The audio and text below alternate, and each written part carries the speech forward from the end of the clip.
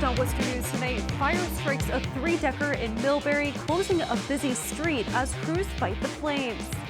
Plus, a busy holiday weekend for traveling. What you need to know before hitting the roads.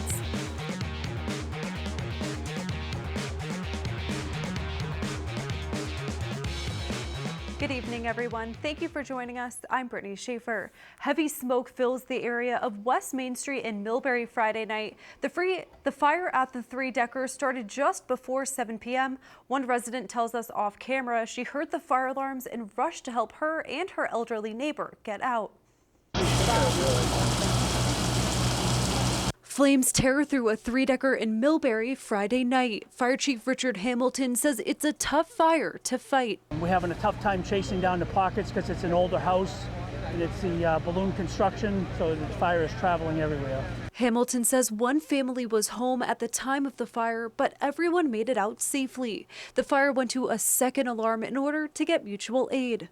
So a second alarm, we have Sutton and Grafton in fighting the fire, but we needed a lot of manpower because it's very labor intensive at this point in time. Dozens gathered nearby on the sidewalk. Neighbors across the street say they're surprised by the size of the fire and amount of damage. I'm surprised how intense the fire is and that it's not done yet and it's still going. The smoke it's everywhere and it just keeps going, and when the firefighters first put the holes, just tons of it. It's just very, very thick. I'm sure it'll be in the neighborhood for a while. I've been seeing like items getting thrown out so they don't catch on fire. Flames are restarting up again over and over. Firefighters are trying to take it out as quick as they can. People crying. The chief says the fire appears to have started on the third floor, but the cause of the fire is still under investigation. Expect an even bigger crowd if you're traveling for the Memorial Day holiday. According to AAA, the number of travelers is expected to hit a 12-year high. Our Catherine Andrioli has more on what you need to know before hitting the roads. According to AAA, 39 million Americans will travel 50 miles or more this weekend, creating the highest level of Memorial Day travel since 2005. Do a comprehensive member survey asking people about their travel plans a couple of months in advance, and then we work with IHS to compile that data. AAA says it's the third consecutive year of growth for Memorial Day travel, with 2.7% more travelers than last year, or 1 million more people on the highways this weekend. I think consumer confidence is higher as well right now. And also I think people have time-honored traditions that they stick to for Memorial Day. Families heading out for the long weekend say they've noticed more traffic than usual. Everywhere you go, there are cars and everything takes twice as long. And it's not just cars. This family from Canada is on a cross-country road trip. Traveling all over North America, we got so many states to do. Nice, you got a beautiful country down here, a real good biking country. AAA says 900,000 Massachusetts residents will be traveling this weekend, many of them by car. If you're planning to head down the Cape on 495 here or any other destination, they say it's important to give yourself enough time to avoid those heavy backups. Big Cape Escape Day, Friday, today from 1 to 7. That's expected to be the busiest travel time. And then, of course, Monday for traveling back, we're going to see a lot of traffic between 1 and 7 on Monday. We urge people to leave early Saturday morning if you haven't already left. That can save you some time. Leave early Monday morning if you haven't already, especially with rain in the forecast. In Westborough, Catherine Andrioli, Worcester News Tonight. The Worcester Public Schools held its Memorial Day observance Friday, and as our Roslyn Flaherty shows us, the Sullivan Middle School has a unique World War II museum it's able to share with students thanks to the dedication of a local veteran. A small room at Sullivan Middle School holds a World War II museum.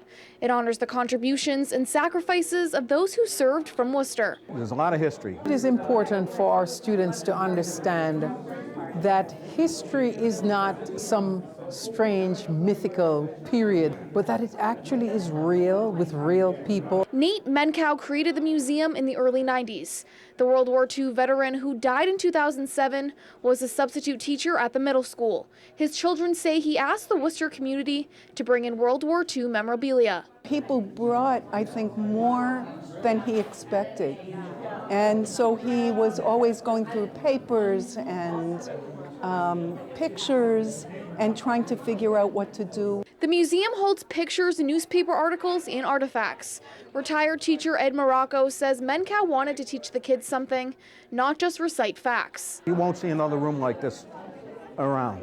We're very, very lucky. Nate and a lot of the staff here, it's just to perpetuate the memory. Mencow received many medals for heroism during the war. His children say he was very proud to keep the memories alive, but wanted to make sure people didn't glorify war. Not to make Hollywood productions about it. It's much more real and honest. Teacher Patricia Ryan now takes care of the museum and says it's important for students to have a sense of history. Where we've come from in the wars that people have fought. And I also think it's good to kind of look ahead. I have a vision maybe that we can turn it into the War and Peace room and maybe put an art gallery in the back of the room to kind of update it a little bit. But I think it's just a really important meeting place, and it's a nice collaborative space. The City of Worcester has several Memorial Day commemorations planned. They start on Sunday with the water ceremony. It honors lives lost at sea and will be at 2 p.m. at Elm Park. A parade and remembrance will be at Worcester's Hope Cemetery on Monday morning, followed by wreath layings at the States of Vietnam Memorial and later at the Korean War Memorial of Central Massachusetts. A Rhode Island woman is sentenced to 20 years in prison for her role in the death of a Worcester man whose body was found buried under newly poured concrete at her home. Michelle Morin pled no contest to charges of felony assault and failure to report a death in the May 2015 killing of 60-year-old Domingo Ortiz of Worcester. The 42-year-old Morin was one of 4 people charged in the death of Ortiz, a father of 5. The others await trial. Prosecutors say Ortiz had been drinking with Morin and the other in a Berryville home when there was an argument and Ortiz was killed. Now to an update on a story we told you about earlier this month. The elderly man whose caretaker stole almost $200,000 from him has been reimbursed by his bank. Northbridge police say after a complicated battle, Santander Bank reimbursed the 83-year-old man $195,000. The victim is legally blind and police say his caretaker wrote a check from his bank account to herself. The suspect, 61-year-old Gloria Morvan, was arraigned in April and is due back in court next week. A special night for students at Westborough High School. Not only is it his prom night, but he officially is cancer-free. Our Cam Jandro caught up with the 17-year-old before his big night. In December 2016, Jonathan Tomaszewski was diagnosed with acute lymphoblastic leukemia. 6 months later, he's cancer-free and attending his junior prom. Friday was the celebration for Jonathan and his loved ones. All of them have kind of helped me through the obstacles and challenges, and I'm just thrilled that I'm able to attend the Westborough High School junior prom and be healthy enough to go to it, have a good time, and enjoy the night. After months of treatment and rehabilitation, Jonathan's status for prom was uncertain, but earlier this spring, he found out he was beating the disease that changed his life. I think, a couple months ago, he wasn't sure if he would be able to go, and when he realized he could, and he was going to be up for it, it was really exciting, that he could still have some normalcy in his life and get back to just being 17 again. Prom is a major milestone for high school students across the country, making the night even more important for Jonathan, who asked his date Justina through a promposal from his hospital room. I think the way he came up with it was just amazing. It was really shocking too, because I didn't think it was anything like that. He said there were going to be a lot of people, but I didn't think that many people, so yeah, it was amazing. Jonathan knows firsthand the impacts of cancer and says he hopes his story can help others get through difficult times.